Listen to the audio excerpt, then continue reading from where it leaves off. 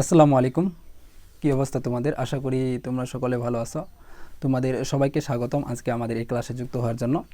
আজকে মূলত আমরা আলোচনা করব এইচএসসি অর্থনীতি প্রথম পত্রের চতুর্থ অধ্যায়ের 2 নম্বর পর্ব নিয়ে। ইতিপূর্বে আমরা এই অধ্যায়ের উপর প্রথম পর্ব আলোচনা করেছি এবং প্রথম পর্বে আমরা মূলত এই অধ্যায়ের বাজারের যে বিভিন্ন ধরনের ক্লাসিফিকেশনগুলো ছিল সেই সম্পূর্ণ ক্লাসিফিকেশনগুলো আমরা আলোচনা করার চেষ্টা করছি। অর্থাৎ বাজারকে বিভিন্ন ক্যাটাগরিতে আমরা ভাগ করছিলাম। সেই ক্যাটাগরিগুলো সবগুলো তোমাদের সামনে আমরা সুন্দরভাবে আলোচনা করেছি। আজকের এই পর্বে মূলত আমরা বাজারের যে বাকি অংশগুলো আছে, অর্থাৎ আমরা বাজারকে আরও কয়েকটা ভাগে আলোচনা করব, অর্থাৎ আরও 2টা আমরা বিষয় পাবো বাজারের ক্ষেত্রে। এই 2টা বিষয় এবং তার পাশাপাশি আমরা মূলত এই যে পরবর্তী যে পর্বগুলো আলোচনা করব 3 নম্বর এবং 4 নম্বর পর্ব, সেই পর্বে যে চিত্রগুলো সেই চিত্রের একটা বেসিক ধারণা আজকে এই পর্বে দেওয়ার চেষ্টা করব। অর্থাৎ এই পর্বটা সেই বিষয়টা যদি তুমি বুঝতে পারো সেই বেসিকটা, তাহলে তুমি পরবর্তী যে চিত্রগুলো আমরা অঙ্কন করব তৃতীয় এবং চতুর্থ অধ্যায়ে সেগুলো খুব সুন্দরভাবে তুমি বুঝতে পারবা। তো তাহলে বেশি সময় নষ্ট না করে আমাদের যে আজকের যে আলোচনা পর্ব তাহলে সেটা শুরু করি। দেখো, আমরা বিগত পর্বে বাজারের যে আলোচনাগুলো করছিলাম সেখানে কিছু আরও বাজারের যে বিষয়গুলো সেগুলো আমাদের বাদ থেকে গেছিলো। তো তার মধ্যে অর্থনীতিতে আমরা আরও 2টো বাজারকে মূলত আমরা দেখতে পাই।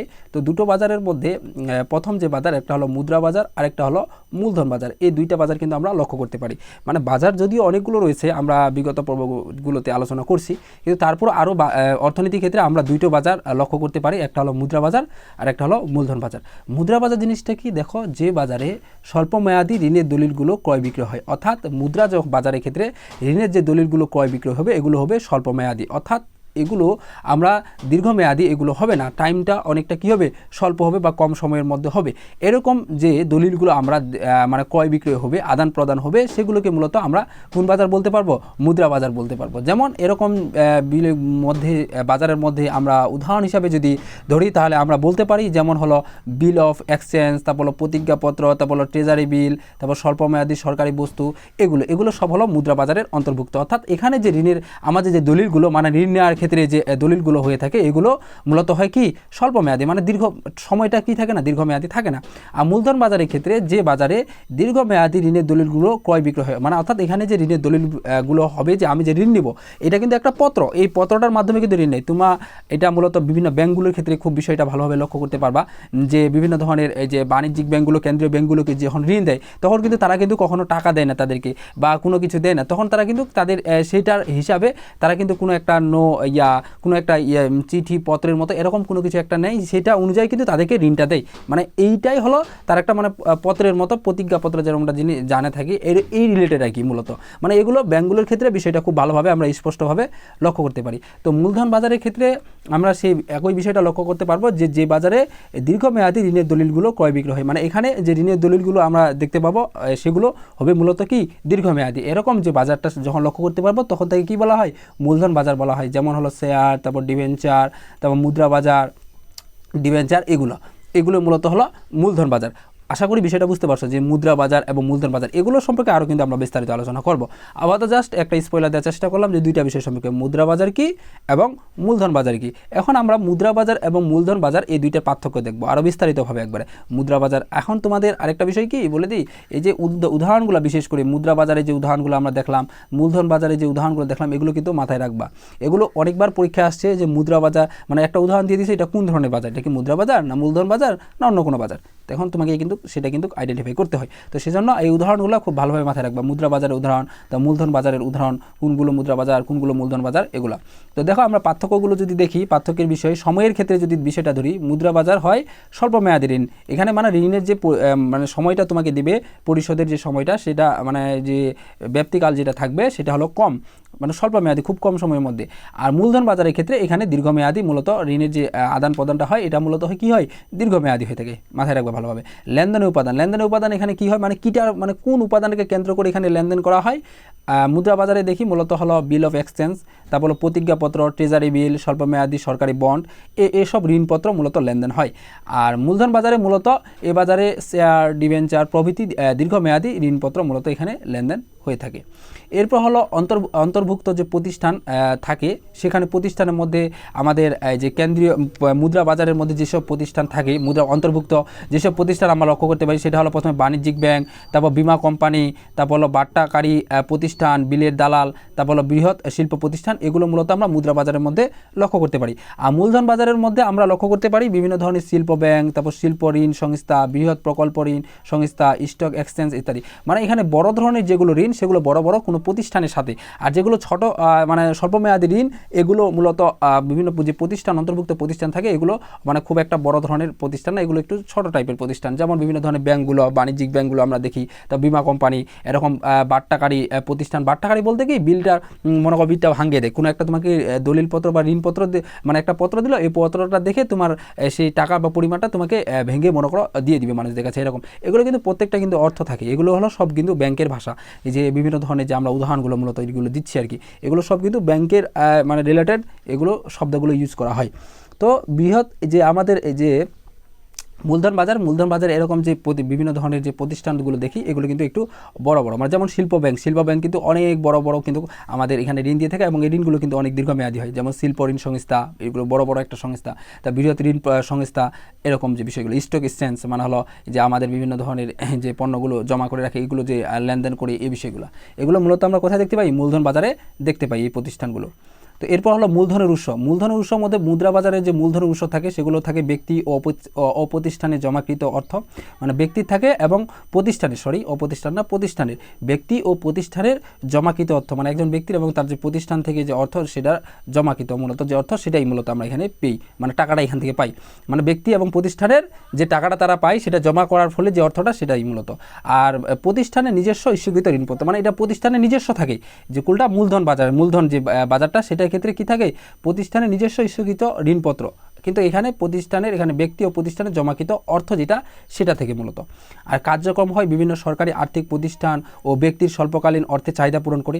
এটা বিভিন্ন ধরনের সরকারি কি আর্থিক প্রতিষ্ঠান যেগুলো রয়েছে বিভিন্ন ধরনের সরকারের পরিচালনায়, সেই আর্থিক প্রতিষ্ঠান এবং ব্যক্তির স্বল্পকালীন অর্থের যে চাহিদা, বিভিন্ন ধরনের ব্যক্তির স্বল্পকালীন বিভিন্ন ধরনের মানুষের চাহিদা থাকে, সেই চাহিদাগুলো মূলত পূরণ করে থাকে। এটা হলো মুদ্রা, এই যে মুদ্রা বাজার। আর মূলধন বাজার কি? মূলধন বাজার মূলত বিভিন্ন ধরনের শিল্প কারখানা উন্নয়ন, তারপর ভারী বস্ত্র ক্রয় উন্নয়ন, দীর্ঘমেয়াদী ঋণ প্রদান করে থাকে। অর্থাৎ মূলত ছোটোখাটো যে কাজগুলো বা ছোটোখাটো জিনিসগুলো পরিচালনা করা হলো মুদ্রা বাজার, কারণ যেহেতু এখানে স্বল্পমেয়াদী।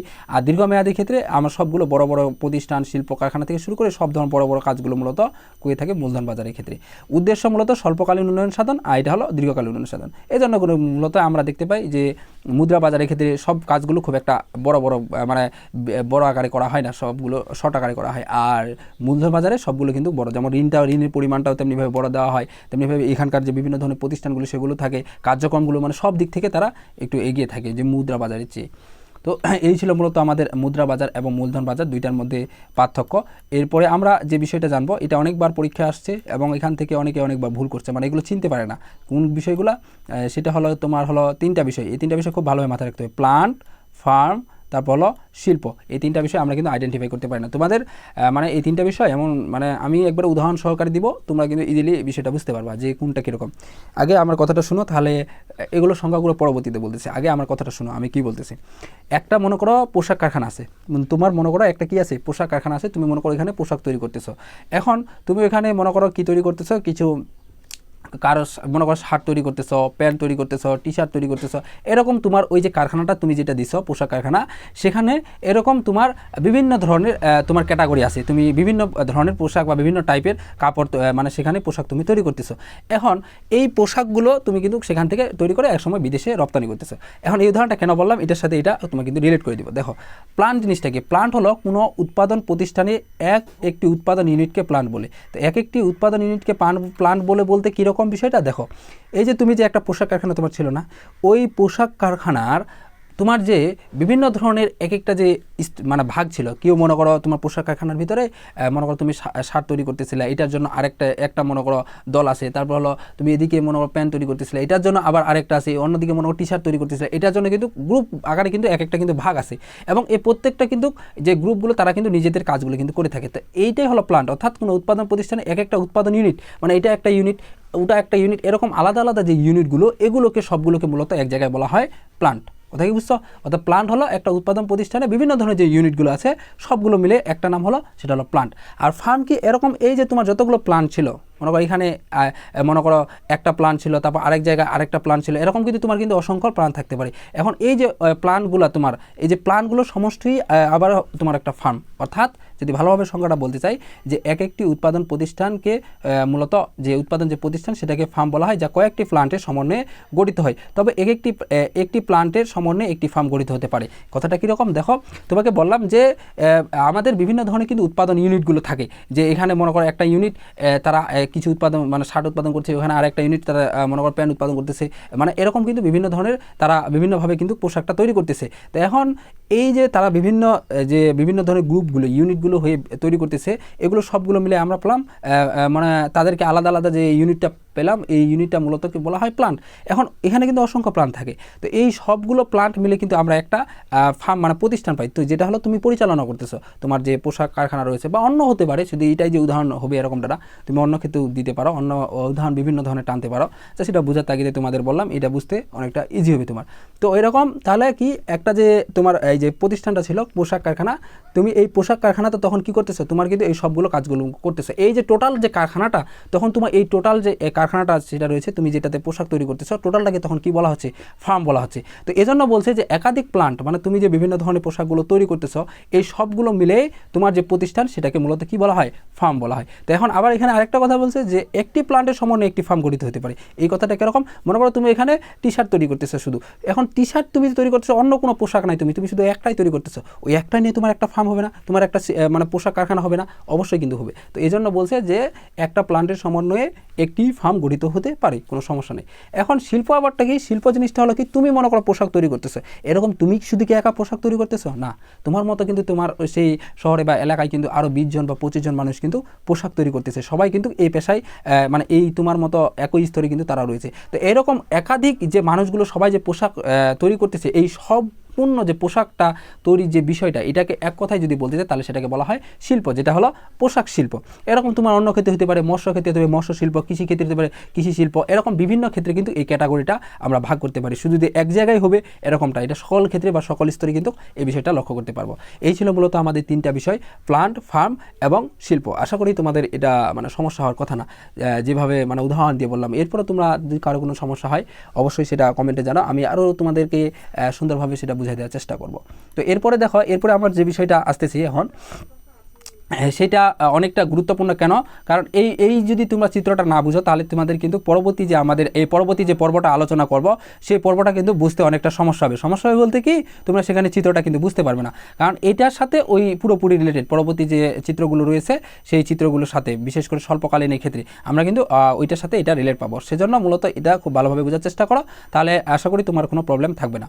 দেখো, উৎপাদন প্রতিষ্ঠানে ভারসাম্য, প্রত্যেকটা উৎপাদন প্রতিষ্ঠানে কিন্তু একটা ভারসাম্য অবস্থা থাকে। ভারসাম্য অবস্থা বিরাজ কোনটা, ভারসাম্য বলতে কি উৎপাদন প্রতিষ্ঠানের, আমরা সেটা আগে বুঝি, তাহলে আমাদের বিষয়টা বুঝতে খুব সুবিধা হবে।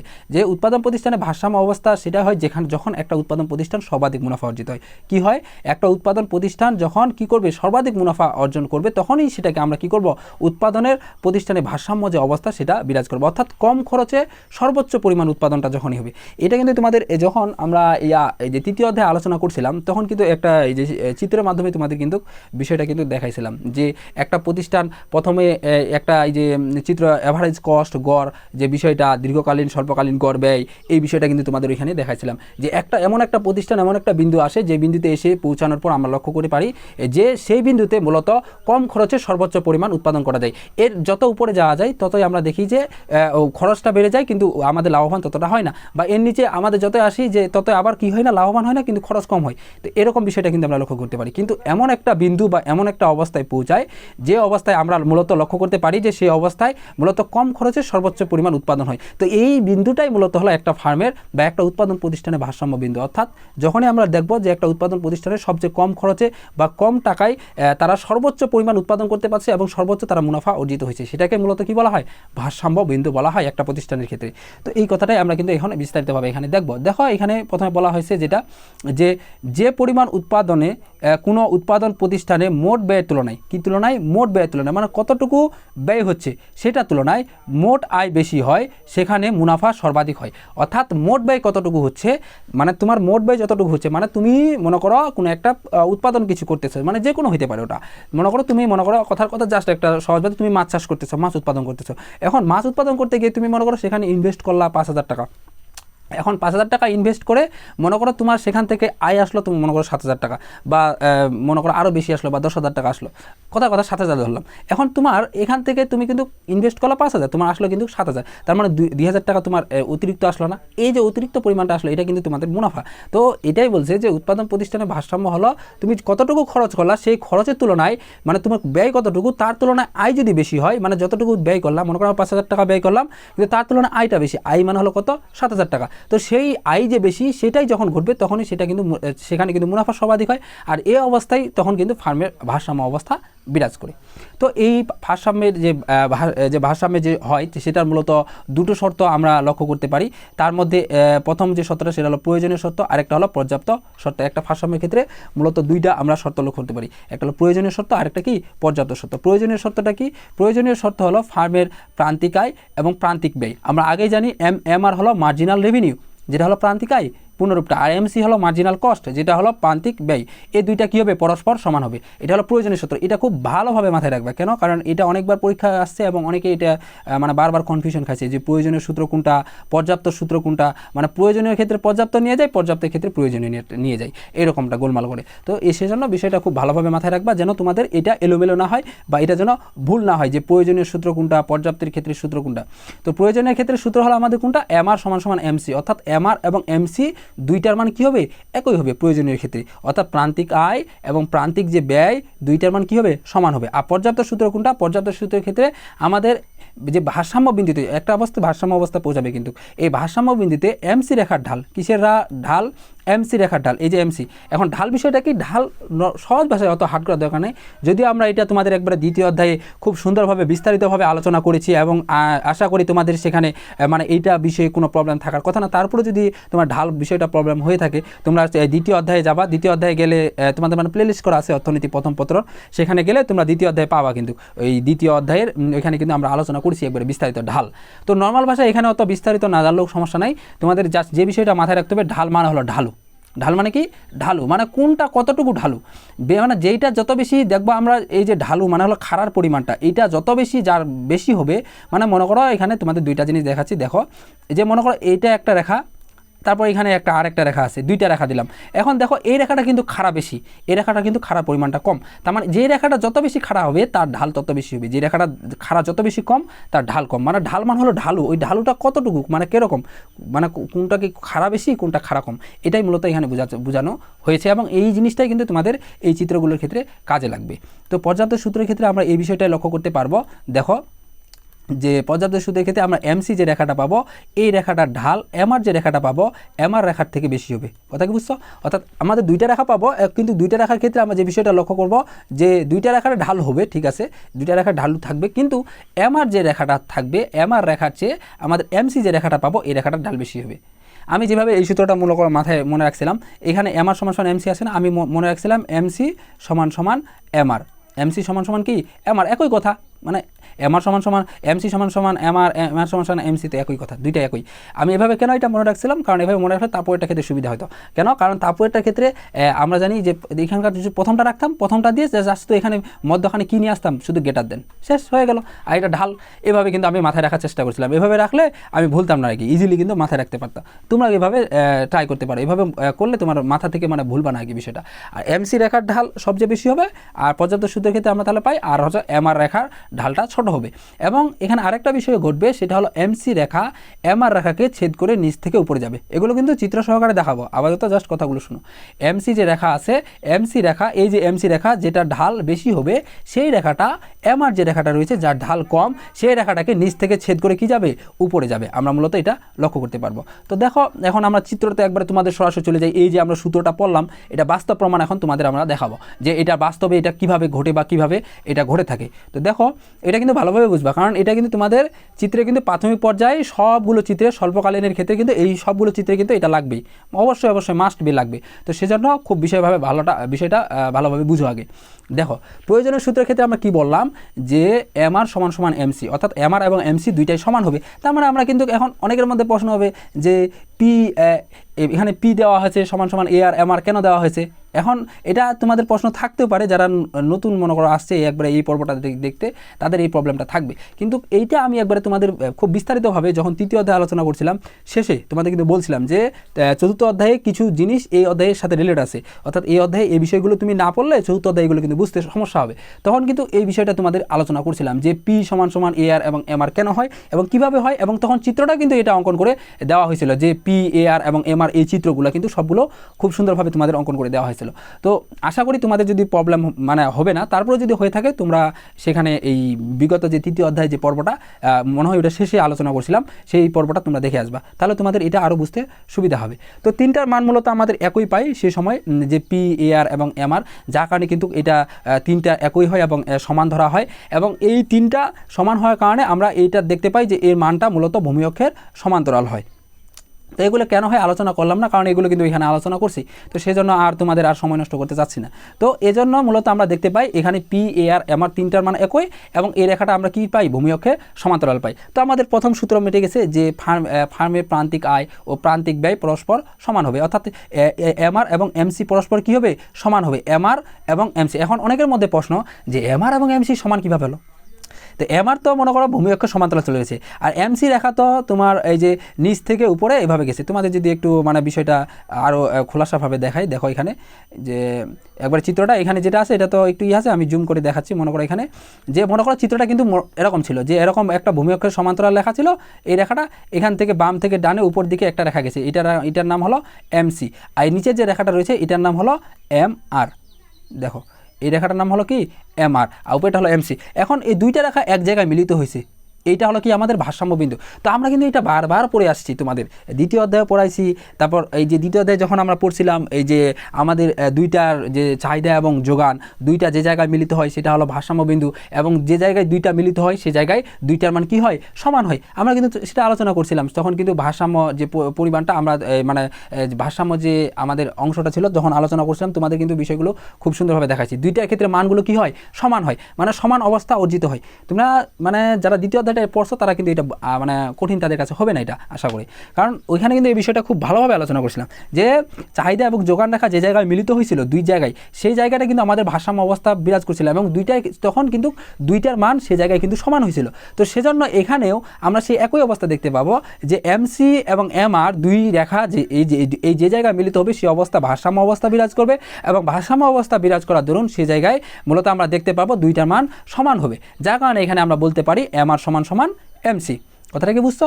তো প্রথম সূত্রটা কিন্তু আমাদের গেল যে প্রয়োজনীয় যে শর্ত যেটা ছিল যে বাজারের ক্ষেত্রে প্রয়োজনীয় যে শর্তটা MR সমান সমান MC কিভাবে হয়। তারপর এরপর 2 নম্বর যে সূত্রটা রয়েছে সেটা হলো পর্যাপ্ত সূত্র। পর্যাপ্ত সূত্র বিষয়টা কি দেখো, এখন পর্যাপ্তটা যদি ভালোভাবে বোঝার ট্রাই করি যে আমরা কিন্তু MR MC পেয়ে গেলাম, কোনো সমস্যা নাই। এখন পর্যাপ্ত সূত্র হলো ভারসাম্য বিন্দুতে, ভারসাম্য বিন্দু কোনটা আমাদের এই যে বি বিন্দু, আমরা কিন্তু প্রথমেই বলে দিচ্ছি ভারসাম্য বিন্দু এটা বি বিন্দু। এই বিন্দুতে মূলত MC রেখার ঢাল, এই যে MC যে রেখা রয়েছে এই রেখার ঢাল থেকে MR যে রেখা রয়েছে এই রেখার ঢালটা ছোট হবে, অর্থাৎ আমাদের কিন্তু এখানে দুইটা রেখা পাইছি। দেখো দুইটা রেখা কি, একটা হলো MC একটা হলো MR, যদিও এখানে A আর P ধরা হয়েছে, কারণ কেন ধরা হয়েছে, কারণ তিনটা মানে কই এই জন্য আমরা তিনটাই লিখে দিছি। কথা কি বুঝছো? এই দুইটা যদি তুমি না দাও আশা করি খুব একটা প্রবলেম না, তবে দেওয়া সবচেয়ে বেস্ট, কারণ যেহেতু আমাদের এখানে দরকার খুব একটা পড়ে না, কিন্তু দেওয়া সবচেয়ে বেস্ট হবে। কারণ তুমি টিচারের ক্ষেত্রে বিষয়টা যেটা দেখা যায় খাতার ক্ষেত্রে, তুমি অন্যজন 10 জনের মতো তুমি যদি গতানুগতিকভাবে তুমি যদি ওই 10 জনের মতোই তুমি খাতাটা তোমার ডিজাইনটা তোমার খাতার প্যাটার্নটা রাখো, তাহলে তুমি ওদের মতো নাম্বার পাবা। তুমি যদি ভিন্নতা একটু করো তাহলে তুমি কিন্তু ভিন্ন নাম্বার পাবা। সবাইকে তুমি 8 দিবে, তোমাকে দেখবে 9 এবং 10, এটাই স্বাভাবিক।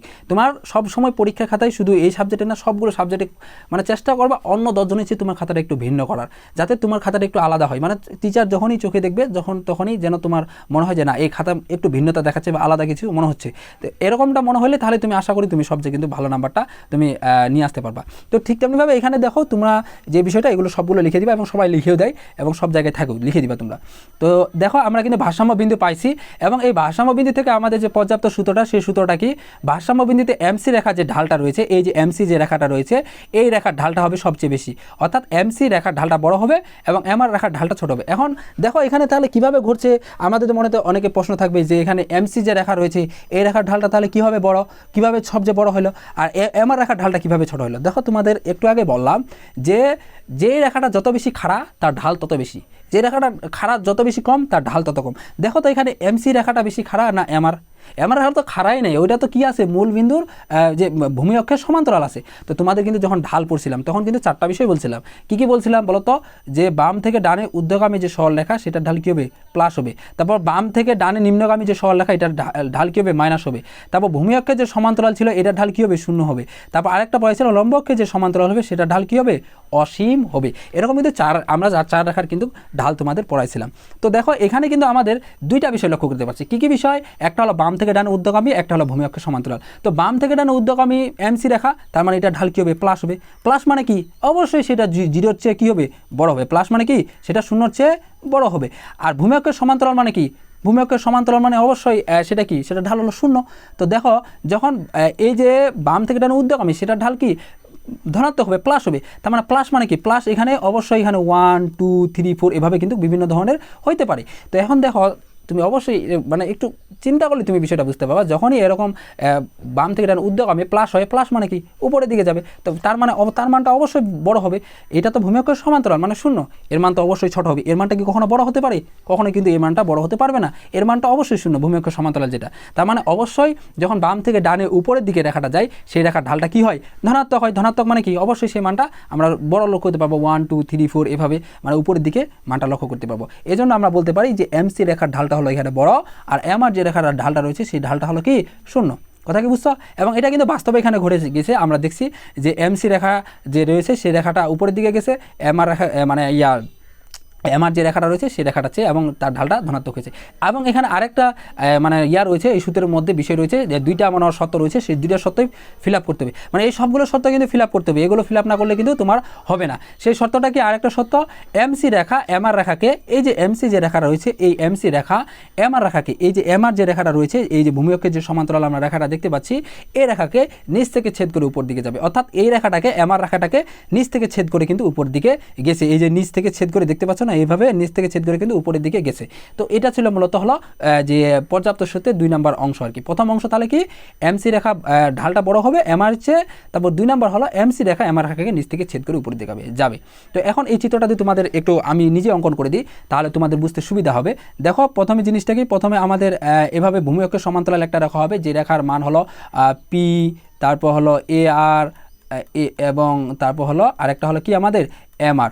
এই 3টা বিষয় মূলত আমাদের থাকবে। দেখো এমআর, তো 3টা বিষয় ছিল, 3টা বিষয় হলো আমাদের ভূমি অক্ষের এই রেখাটা। তারপর এখানে যে বিষয়টা ঘটবে, আমরা জানি যে এমআর রেখা পাইলাম, এখন এমআর রেখার চেয়ে আমাদের এমসি রেখা ঢালটা বড় হবে। ঢাল বড় হওয়া মানে কি, সেই রেখাটা অবশ্যই আমাদের ডান থেকে ডানে ঊর্ধ্বগামী হতে হবে, প্লাস হতে হবে, নতুবা কিন্তু আমাদের ঢালটা বড় হবে না। কারণ এদিক থেকে যদি নিম্নগামী হয় মানে কি মাইনাস হওয়া, মাইনাস মানে কি 0 চেয়ে ছোটো, তখন তো আমাদের সূত্রের সাথে মানে শর্তের সাথে মিলবে না। সেই জন্য আমাদের কী করতে হবে, প্রথমে বাম থেকে ডানে ঊর্ধ্বগামী এটা সরলরেখা হবে। এই রেখাটা কীভাবে অঙ্কন করবো, এইভাবে এখানে কিন্তু একটা ভারসাম্য অবস্থা হবে, অবশ্যই একটা ভারসাম্য বিন্দু হবে।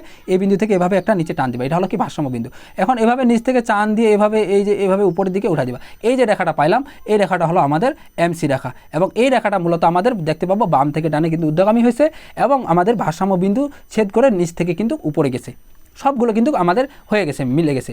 দেখো সূত্রগুলোর সাথে মিলছে কিনা আমাদের। যে প্রথম যেটা আছে এমআর ও এমসি সমান, আমরা কিন্তু প্রথমেই বলছি এমআর এবং এমসি 2টা কীভাবে সমান আলোচনা করছি, এটা হয়ে গেছে, সমস্যা নাই। এরপর 2 নম্বর হলো ভারসাম্য বিন্দুতে এমসি রেখার ঢাল, এই যে এমসি যে রয়েছে এই রেখার ঢাল এমআর রেখা যে রয়েছে, এই যে এমআর যে এই রেখা রয়েছে ভূমি অক্ষ সমান্তরাল, এই রেখার ঢালের চেয়ে কী হবে, বড় হবে। এটা হয়েছে, আমরা দেখাইলাম। এবং এমআর রেখা এমসি রেখা এমআর রেখাকে নিচ থেকে ছেদ করে উপর দিকে যাবে। দেখো এই যে এইটা রয়েছে হলো এমআর রেখা, এটা হলো এমসি রেখা, এই যে এমআর রেখাকে এমসি রেখা নিচ থেকে ছেদ করে উপরে দিকে গেছে। কথা কি বুঝতো? এই ছিল মূলত হলো আমাদের ওভারঅল এই যে চিত্রটা।